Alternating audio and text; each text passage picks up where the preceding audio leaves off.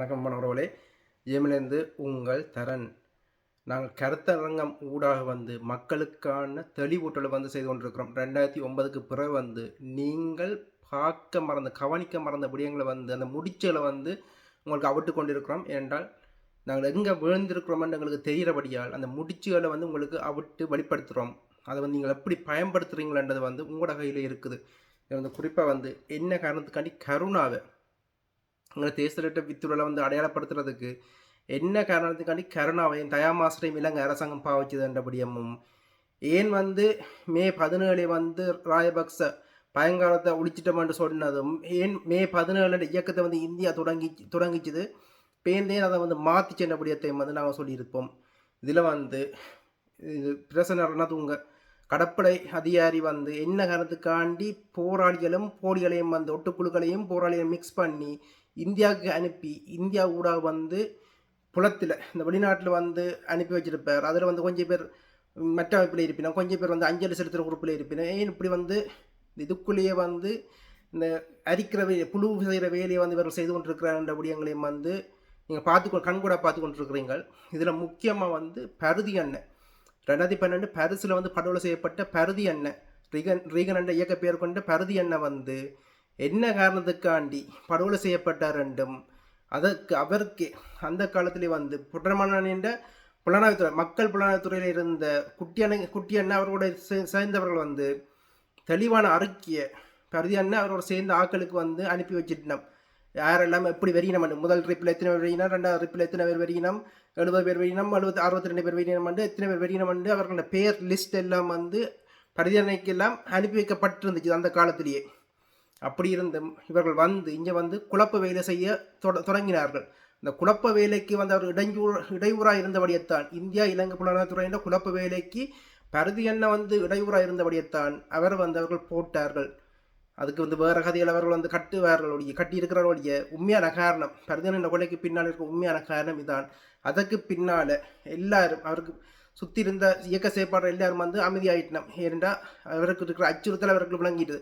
பருதி அண்ணன் கொலை ஒரு எச்சரிக்கை, மெட்டாக்களுக்கு விடுக்கப்பட்ட ஒரு எச்சரிக்கையும் வாயை மூடிக்கொண்டு அவர்களுக்கான ஃப்ரீயாக செய்யப்படுறதுக்கான ஒரு ரூட் கிளியர் பண்ணுற வேலையைத்தான் அவர்கள் செய்திருந்தார்கள். அதான் நாங்கள் இதில் இந்த அவுட்டு இந்த கலந்துரையாடல் ரூடாக நாங்கள் உங்களுக்கு இந்த முடிச்சுகளை அவுட்டு கொண்டு இருக்கிறோம். இதை நீங்கள் எப்படி பயன்படுத்த போகிறீங்களான்னு உங்களோட கையிலாம் அது இருக்குது. ஏன்னா எங்களோட இனம் அதுக்கு பிறகு ஐநாவில் எவ்வளோ தூரம் செய்யப்பட்டு கொண்டு இருந்தோமோ அவ்வளவு முடைஞ்சு போய் இப்போ கடைசியில் இந்த ஜனாதிபதி வரும்போது கதிரனை தெளிவாக சொல்லியிருப்பார். இந்த ஜனாதிபதி வந்த பிறகு முள்ளிவாய்க்கால் மூடி மறைக்கப்படும், செம்மணி புதவடியில் கொண்டு முள்ளிவாய்க்கால் படுகொலியை அதுக்குள்ளேயே மூடுறார்கள். அதுக்கு பின்னால் யார் செய்கிறார்கள்? இந்த அரசாங்கம் தான் இந்த விடயத்தை செய்து கொண்டிருக்குது. இதில் சகோதரன் மாறன் அவர்கள் இதில் கலந்து கொண்டிருந்தார். குறிப்பிட்ட விடயம் முல்லைத்தீவில் நடந்த அந்த படுகொலை அதில் இருந்து மற்றது அவர் கதிரனைக்கு அறிவுரை சொல்கிறார். இந்த வெளியால் வராதையும் கொண்ட இதை அறிவுரை அவர் சொல்கிறார். இந்த இனத்துக்காண்டி நம்பி வெளியால் வராதையும் கொண்ட அறிவுரையும் சொல்கிறார். கேளுங்க. வணக்கம். நான் சும்மா இருக்கா குரலை கேட்க வந்தேன். குரலை நாடு முடிக்க வரையில குரலை கேட்க வந்தேன். நாடு முடிச்சு முடிஞ்சது அலுவல் முடிஞ்சதா அலுவல் முடிஞ்சு கடைசியில வருங்கொண்டியாக போச்சு. நாடு முடிக்க வரையில குரலை கேட்க வந்தாப்பா. எப்படி இருக்கிறீங்க?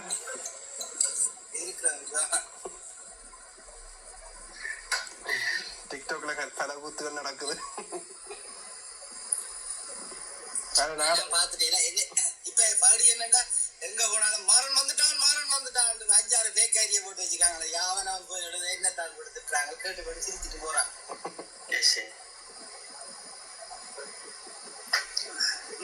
பாருங்க, இப்ப கடைசி கட்டத்துல ஒரு தளபதி மாற்ற அன்னைங்க படத்தோட இருந்தவங்க இப்ப கடைசியில எங்கட மாதிரி சில்லறைகள் படத்தை போட்டு நிக்கிற அளவுக்கு வந்துட்டு தானே.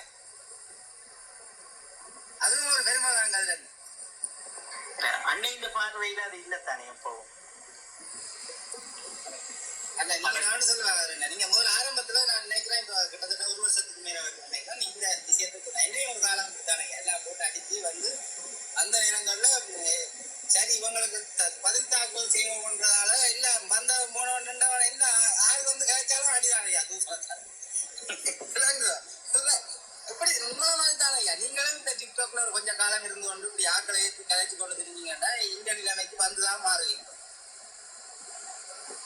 நீங்க என்னோட கதைச்சிங்கன்னா மனத்தியால கணக்குல கதைச்சாலும் பண்ணா இதே மாதிரி கதைச்சு கொண்டு இருக்கு.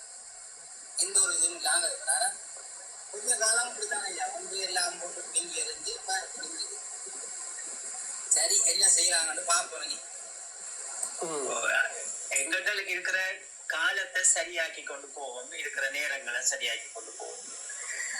இனி அடுத்த தலைமுறையாவது திருந்தட்டும். இல்லையோ அது இந்த இனம் அப்படி அழிஞ்சு போடும்.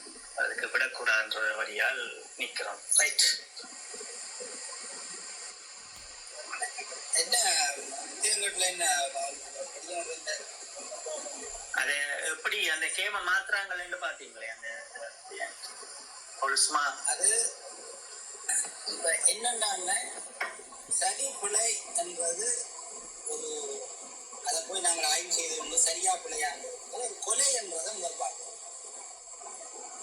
இங்க அதான் மிக முக்கியமானது இல்லைங்க. இப்ப சரி பிழைய நாங்கள் ஆய்வு செய்யறது அப்பால அது ஒரு கொலை செய்யப்பட்டு காட்சி. அவர் ராணுவத்தோட வந்து வேலை செய்தாரா, அவருடைய சாமானம் வாங்கி விட்டாரா, அதெல்லாம் தேவையில்லை. இவ்வளவு பேர் அந்த கொலைக்கான நீ ஒரு பிழையை செய்தால் அவரை தண்டனைக்குட்படுத்த வேண்டியது எங்களுக்கும் எந்த மாற்று கருத்தும் இல்லை. அவரை கொண்டு போய் அதுக்குதான் நீதிமன்றங்கள் இருக்குது, காவல்துறை இருக்குது, அது சார்ந்து நடவடிக்கை எடுத்து அதை விட்டு போட்டு நாங்கள் எல்லா பக்கங்களையும் போய் பார்த்து இன்றைக்கு மக்களுடைய நிலை என்ன என்பதையும் பார்த்தோம். இன்றைக்கு எப்படி ஒரு பொருளாதார ரீதியில மக்கள் இருந்து எல்லாத்தையும் வளர்த்து இன்றைக்கு போயில்லாத அளவுல தனதுக்கு இல்லாத அளவுல ஒரு கஷ்ட துன்பம் இப்படி பல சம்பவங்கள் நடக்கும். உதாரணத்துக்கு நான் சொல்றேன் கதை. நான் இந்த புத்தநாட்ட கதையெல்லாம் நான் சொல்றேன் 2009ஆம் ஆண்டு குத்தம் முடிஞ்சதுக்கு நான் பரவாயில்ல போய் 2011ஆம் ஆண்டு வெளியில வந்து நான் கடைசியில வந்து நான் வந்து கராச்சி வச்சு மெக்கானிக் வேலை செய்வேன். அப்ப வேலை செய்த முறையில் நான் கராச்சியில வேலை செய்யறதுன்னு சொன்னா இந்த ஆண்காரன் பச்சை இந்த கொச்சி மட்டியால பெயிண்ட் அடிச்சு போட மோட்டர் சைக்கிள்லாம் உடைச்சிருந்தாங்க. பச்சை பெயிண்ட் அடிச்சு அதுகளெல்லாம் கொண்டு வந்தோம்னா ஒரு காலத்துல விற்பான வந்து மோட்டர் சைக்கிள்களை கொண்டு வந்து இன்ஜின்களை அங்க உள்ள இன்ஜின்கள் முள்ளிவாய்க்கால் அடுத்த இன்ஜின்கள் அது இது கொண்டு வந்து விற்பான். நான் அதை விலைக்கு வாங்கி நான் காசு கொடுத்து தான் நான் வாங்குவேன். காசு கொடுத்து வாங்கி ஒரு குறைஞ்ச விலையில 1000-2000 ரூபாய்க்கு தான் வாங்கி நான் அதை பார்ட்ஸுகளாக பிரிச்சேன். நான் வேலை செய்கிற நேரங்கள்ல வேற மோட்டர் சைக்கிளுக்கு நான் அதுகளை மாற்றுவேன். இல்லை தெரிஞ்ச கராச்சி மெக்கானிக்கலாக இருக்கிறது தேவைன்னா நான் அதை காசு கொடுப்பேன். அப்போ அப்படி ஒரு நிலையை நான் செய்தேன். இல்லைங்க அது வந்து அப்போ அப்படியான நிலையும் இருந்தது. அப்போ நாங்கள் அந்த சூழல்ல வந்து நாங்கள் மெக்கானிக் விலைக்கு விற்கிறோம். அப்போ நாங்கள் யோசிக்கிறது அது இயக்கத்தின் மோட்டர் சைக்கிள் என்ஜின் ஆயிருக்கும் அல்லது சனத்தின் மோட்டர் சைக்கிள் அவன் கொண்டு விற்றானப்பா நாங்கள் வாங்கியிருக்கோம். அதுக்காக நாங்கள் அவங்களுக்கு காட்டி கொடுப்போம். அதே மாதிரி இன்று வரைக்கும் சில விதம் செய்தார்கள் இருப்பாங்க. கஷ்டம் அல்ல. நாங்கள் ஒரு பொருளாதார ரீதியில் விலையை வாங்கி நாம் செய்வது என்பது அதே மாதிரி இப்போ நாங்கள் ஆய்வுகள் எல்லாம் எல்லாத்தையும் ஆய்வு செய்கிறோம். அவனுக்கு நேர்மையானவனாகவும் இருக்கிறோம், நேர்மை இல்லாதவனாகவும் இருக்கலாம். இப்போ நடந்தது போல இந்த விஷயம் அதுதான். அதுக்கு ஆறு அதிகாரம் அதுதான் வந்து அங்க அந்த மைய புள்ளி என்னன்றதான விஷயம். இயக்கம் இந்த சட்டத்திட்டங்கள் என்பதை நீங்க பாத்தீங்கன்னா அது பாதிக்கப்பட்டவர் யாராக எந்த தரப்பா இருந்த ஆணோ பெண்ணோ பாதிக்கப்பட்டாலும் முதல் இயக்கம் வந்து பெண்ணின் பக்கம் நிற்கும். தண்டனை சரியாக ஒரு 2 பேர் பக்கமாக சரிசமமாக இருந்தாலும் பெண்ணின் பக்கம் நிற்கும். சரியாக அந்த பெண்ணின் பக்கத்தால எல்லாத்தையும் செய்வார்கள், விசாரணையில செய்வார்கள். விளையாட்டு பக்கம் மரண தண்டனை என்றால் மரண தண்டனை அல்லது ஜெயித்தல். இதை விட்டு போட்டு நாங்கள் ஒரு விஷயத்தை எடுத்துக்கொண்டு அவன் தகரத்தை எடுத்து விட்டான், முந்தி வளங்கள்ல இருக்கிற சாமான்களை ராணுவத்தில இருந்து வாங்கி விட்டாருன்னா சரியப்பா அவனோட பிசினஸா செய்திருக்கிறான். அவன் யார்கிட்ட பிசினஸ் செய்தால்தான் இல்லை. கண்டிப்பா இந்த நேரத்தில் அவன் போன பிழை என்பது சரியான விசாரணையில் அவர் செய்தது பிழை என்ன பிழைதான், அதை மாற்று கருத்துல நாங்களும் போய் இல்லை இல்லை அவர் செய்தது சரி என்று நாங்கள் வாதாடி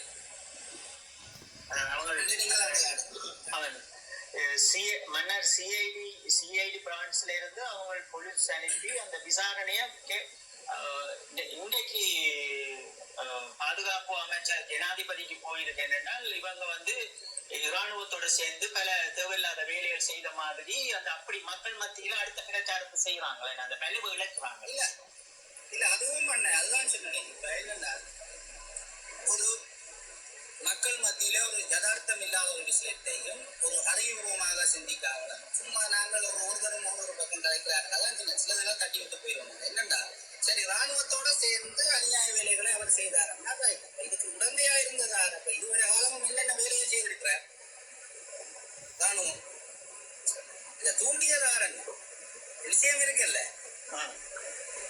அப்ப இவர் ராணுவத்தோட சேர்ந்து இப்படியான அநியாய வேலைகளை செய்திருக்கிறார். சரி அந்த விசாரணை பயில எடுங்க. அப்ப இந்த இவ்வளவு தூண்டி இவ்வளவு வேலையும் செய்கிற வரைக்கும் இந்த ராணுவம் சேர்ந்து உடந்தையாக செய்யப்பட்டவர்கள் தானே. அப்ப இவ்வளவு நீங்க வேலையை செய்திருக்கிறார். அதுதான் மாறன். நாங்கள் எங்களுடைய அடுத்த தலைமுறை குளத்திலையும் சரி இல்ல ஊர்லயும் சரி அவதானம் இல்லாம நாங்கள் வாழ முடியாது. அவ்வளவுக்கு எங்களை மேய்ஞ்சிட்டாங்க. இன்னொரு 5-10 வருஷம் நீங்க இப்ப நான் சொல்லவா உண்மையில நான் இந்த நீங்க ஆரம்பத்துல வந்து ஓடியோக்கள் பதிவு கூட முதல்ல யார் இவர் வந்து தேட வலிக்கிட்டாலும் நான் தான் உங்களை சரியா. நான் உங்களுக்கும் அதை நேர சொன்னேன் தரனுக்கு நேர சொன்னேன். நான் இவர் யார் இவர் ஏன் என்ன ஓடியோ தேடுவோம் ஒரு கட்டத்துல வந்து கூட மனைவியினுடைய ஓடியோ அண்டைக்கு வந்ததோ அந்த வந்து ஊடக சந்திப்பாக கதைச்சாலும் நான் அப்பயே இது தேவையில்லை இது தேட வேண்டிய தேவையில்லை என்றதை நான் அப்படியே விட்டேன். நான் உங்களை அதுக்காக உங்களை பிடிச்சி கொடுக்கணும் அடைக்கணும் இல்லை. நான் ஏன் இதை யாருன்னு பார்க்கணும்ன்றது ஒரு இருந்தது எனக்கு. ஏன் முடியல நான் சிலது போனா அடியாத்தி வேற வரைக்கும் ஒரு போய்த்தான் வருவேன். நான் நேரடியாகவே நான் போய் வெளிப்படையாக வைக்கிறேன். நான் இந்த ஒளிச்சு நின்று முட்டையாளர் இதை வேலை செய்ய மாட்டேன். அது நான் பார்க்கணும்னு நினைச்சேன். அப்ப இப்ப இன்றைக்கு நீங்க எவ்வளவு கதைக்கிறீங்களோ நீங்கள் யாருன்ற வந்தீங்கடா அடியண்ட அடிச்சு உங்கள இருந்து எல்லாம் போட்டு அடிச்சு குடும்பம் வரைக்கும் கொண்டு போய் விசாரணை வரைக்கும் கொண்டு போய் அங்க உள்ளவனை அண்ணன் தம்பியில இருந்து எல்லாரையும் படத்தை போட்டு அடிச்சு அப்படியே இது ஒரு வேலையாக தொடர்ச்சியாக செய்யறாங்க. இந்த வேலையை நீங்கள் இது காலத்துக்கு காலம் நடக்கும். நீங்க வேணுமெண்டா வழியில வந்து நீங்க கழிச்சு பாருங்க. ஒரு குறிப்பிட்ட காலம் கழிச்சு கொண்டு வர அங்க உங்களுக்கு எத்தனை உங்களுக்கு உங்களோட வீட்டுல யாராரு சௌரம் வைக்கணும் அம்மா அங்க இருக்கிறா மனுஷி அங்க இருக்கு மனுஷி இந்த பிள்ளைய சொந்தங்கள் அங்க இருக்குன்னா அப்படியே அங்கே ஒரு காவாலி கூட்டத்தை வச்சு போறது படங்களை எடுத்து வீடியோக்களை எடுத்து போட்டு அடிச்சு எல்லாம் செய்து அவங்கள மன உளைச்சலுக்குள்ள ஆக்கி இல்லாமலாக்கி அப்படியே உண்ட தள்ளி விட்டுருவாங்க. இதான் ஐயா இப்ப நடந்து கொண்டிருக்கிற வேலை. இது மிக சரியாக ராணுவமும் இதை சரியா செய்யுது. ராணுவத்தின் புலனாய்வு அமைப்புகளும் இந்த ஏனென்றால் தமிழினம் ஒன்று சேர்ந்தால் ஒரு பெரிய பிரச்சனைகளை ஏற்படுத்தும். அவங்க விடவே மாட்டாங்க. எங்களை நாங்கள் எழும்பெழும்பு அடிச்சு கொண்டே இருப்பாங்க. இதுதான் நடந்து கொண்டிருக்கலாம்ப்பா. இதுக்கு மருந்து ஒன்றும் இல்லையப்பா. மருந்து எங்கட மருந்துதான் அல்பாபை மருந்து இதுகளை தவிர வேற மருந்து ஒன்றும் இல்லை ஐயா. இது மருந்து வந்து இருக்கு என்னன்னா மக்களோட மனம் வந்து அழுக்கா இருக்கு அது வந்து சுத்தமா மாறணும். சரி நீங்க ஒரு காலம் தம்பி நீங்க தரேன். நீங்க ஒரு காலத்திலையும் நான் ஒன்று சொல்றேன். நீங்க அதுக்காக உங்களோட முயற்சியை நீங்க தொடர்ச்சியாக செய்யுங்க. அது உங்களுடைய கடமை ஒன்று இருக்கு வரலாற்று கடமை என்று சரியோ கூடையோ ஒருவருக்காக செய்யுங்க. இந்த தலைவன் இந்த போராட்டத்தை ஆரம்பிச்சு முப்படையும் கட்டி ஒரு பெரும் சமர செய்கிற காலத்தில எல்லாம் போராடாதவனே போராடி நாட்டை பிடிக்காதவன் இனி ஐயா நாடு பிடிக்க வர போறான். இனி சும்மா எதுவும் வெட்டி பேசுறதுக்கு தான் சரி ஆக்களை தவிர வேற ஒண்ணும் இருக்கா. என்ன வளம் இல்லை என்று சொல்லுங்க. எல்லா வளமும் இருந்து களமுனைகள்ல இருந்து எல்லாம் இருந்து ஆட்டில இருந்து அஞ்சிஞ்சில இருந்து சகல வளம் இருக்கிற காலத்துல எங்கள்கிட்ட ஒரு கட்டத்துக்குள்ள ஆக்கள் தான் காணாம இருந்தது. கடைசியில க்ளோஸ் பயரிங்குள்ள வந்ததுக்கு பிறகு செல்லும் தேவையில ஒரு இருந்தது. நாங்கள் அடிவிடக்கூடிய அளவுக்கு கூட ஆக்கள் இல்லாத நிலையில எப்படி அந்த களமுனையில தக்க வச்சோம்ன்றதை சொன்னால் அது எப்படி சொல்றது அது ஒரு புரிஞ்சவனுக்கு தெரியும். தெரிஞ்சவனுக்கு எப்படி அந்த களமுனையில ஆறாறு நின்றாங்க எப்படி அதை தக்க வச்சாங்க. ஒரு போராளியினுடைய இறுதி காலங்கள்ல இவ்வளவு வீரச்சாவல் நடந்தது அவர்களை விதைக்கல என்ற விடயம் கூட பல பேருக்கு தெரியாது. இப்ப இதுகள் எல்லாம் நாங்கள் க்ளோஸ் பயரிங்க எதுக்கு அஞ்சிஞ்சியும் ஆட்டிய வச்சு எங்க அடிக்கிறது. கைக்குண்டுக்குள்ளேயும் ரைவல் சண்டைக்குள்ளேயும் வந்த காலத்துக்குள்ள கூட சுட்டு தள்ளக்கூடிய அளவுல அவ்வளவு ராணுவம் அலையாக வரையக்குள்ள கூட எங்கள்கிட்ட ஆக்கள் இல்லை. நாங்கள் எல்லாரும் ஒரு விஷயத்த சொல்றோம் என்னன்னா நாங்கள் ஒரு பெரிய களமுனையை நாங்கள் வச்சிருக்க எங்கள்கிட்ட ஆயுதங்கள் இல்லாம போச்சு ஆயுதங்கள் இல்லாம போச்சு. ஆயுதங்கள் இல்லாம போனதான் ஒரு பெரிய மரபுவழி யுத்தத்தை செய்யறதுக்கு எங்களுக்கான செறிவான சூட்டாதரவை வழங்குறதுக்கு செல்லுகள் எல்லாம் தேவைதான். ஆனால் ஒரு கட்டத்துக்கு பிறகு அவனும் ஒரு வெற்றியை தள்ளாடுற நிலைக்கு வந்த காலத்துல நாங்கள் இறங்கி அடிச்சு நேரடியாக க்ளோஸ் பேரிங்குள்ள நின்று சண்டை பிடிக்கக்கூடிய அளவுக்கு கிடையாது. இதானே கதிரண்ணன் உண்மையான விஷயம். இப்ப நாங்கள் உண்மையாதான் இப்ப நாங்கள் இங்க மன்னார்ல ரெண்டு சண்டை பிடிச்சதுகள், ஓமந்தைக்கு வந்தது, ஓமந்தையில சண்டை பிடிச்சதுகள், போயிட்டு பூடாரியில சண்டை பிடிச்சது, மாறி மாறி ரத்தத்தோட நின்றது, இதுதானே வரலாறு. வேற வரலாறு இல்லை தானே. அது ஏற்றுக்கொள்ளுவி நம்ம பண்ணி இருந்த மக்கள் எல்லாரும். எனக்கு என்ன கவலை இல்லை, அந்த இன்னும் இந்த மனசுல இருக்கிற வலி, இந்த இறுதி காலத்துல இந்த காயப்பட்ட பிள்ளைகள் இந்த அப்படி அந்த ரத்த காயத்தோட மட்டைகளை கட்டி வைத்து கொண்டு பிரச்சாரம் செய்த அந்த அது ஒரு வேதனைக்குரிய விஷயம். இந்த என்னுடைய இனத்தை பார்த்து நான் அந்த மனசுல தன்னோட கதைச்சு கொள்றது, இது பெசனல கதைக்குள்ளது அவ்வளவு வலியா இருக்கும். அதுகள் வலி மட்டையை கட்டி கொண்டு நிற்குங்களேன், காயங்களும் மாறாது பிரச்சாரம் செய்யுங்களா அந்த இறுதி கட்டத்துல. அது கொஞ்சம் மனதுக்கு சரியான வலியை தந்தது. இத்தனை 5 லட்சம் மக்கள் சாதாரணமா ஒரு விடயத்தை சொல்லலாம். இப்ப சொல்ற விடயம் என்னன்னா, அண்ணையை விட்டு வந்துட்டாங்களா, அக்கா விட்டு வந்துட்டாங்கன்னா, முதலாவது இயக்க கட்டுமானம்ன்றது உண்டு. இயக்க நடைமுறை என்ன, அதனுடைய சீரமைப்பு என்னன்னு தெரியாதாக்களுக்கு நீங்க போய் அண்ணையை விட்டு வந்துட்டீங்களா அக்கா சொல்லி உங்க விளக்கம் சொல்லலாம். அது கண்டிப்பா என்ன எவ்வளவுதான் சொன்னாலும் அதுக்கு களமுனை எல்லாரும் வேணும்னா அந்த அந்த எங்கட அந்த ஒளிவீச்சில் இருக்கிற விஷயத்தை பார்த்து அதுதான் விடுதலை புலிகள், அதுதான் ஒட்டி கொண்டு நிற்கிறது. அது ஒரு மாய குலைதிக்கணும். சரி, இளைய சமூகம் எங்களுக்கு முக்கியம். இப்ப 17 வருஷம் முடிஞ்சது. இப்ப குலத்துல வார அமைப்பு இளையோர்களை ஓரளவு நாங்கள் சரியா வச்சிருந்தோம்னா இது 2 உயிர் போன மாதிரி இனியும் போகாத அளவு பாதுகாத்து கொள்ளலாம். இப்ப அது உண்மைதானே மாறன். இதுல ஒரு உண்மையான விஷயம் என்னன்னா, அந்த பொடிய நண்டைக்கு செத்திருக்கிறதுக்கு காரணம், முக்கிய காரணமே வறுமை.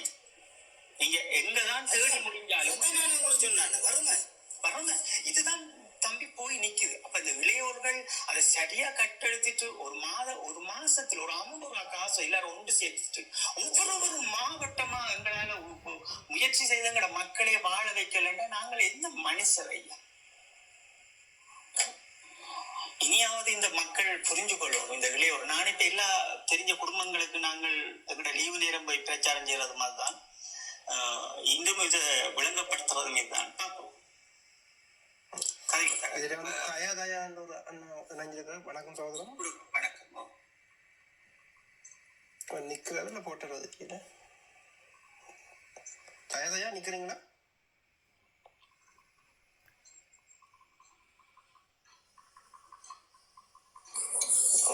இது காணில ஒன்றும் சரி கதிரண்ண கதைங்க. நானும் இந்த ஓட்டத்துல ஒரு ஆளை ஏத்த போறேன் தரேன். நான் கீழே நிக்கிறேன்னா ஓகே ஓகே வாரம் நாளைக்கு டைம் இல்லை. ஓகே ஓகே ஓகே தயாதையா நிக்கிறீங்களா? ஓகே தயா ஓகே சரி ஓகே. இதுல வந்து